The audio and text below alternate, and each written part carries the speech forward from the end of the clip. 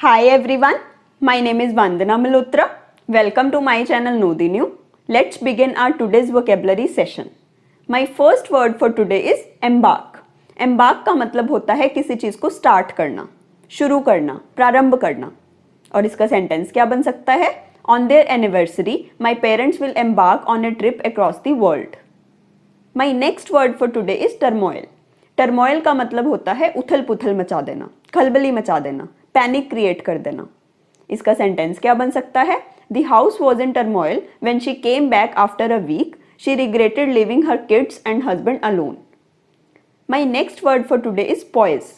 Poise का मतलब होता है बैलेंस, इक्विलिब्रियम, संतुलन. इसका सेंटेंस क्या बन सकता है? She has never lost her social poise whatever the situation may be. My next word for today is hustle.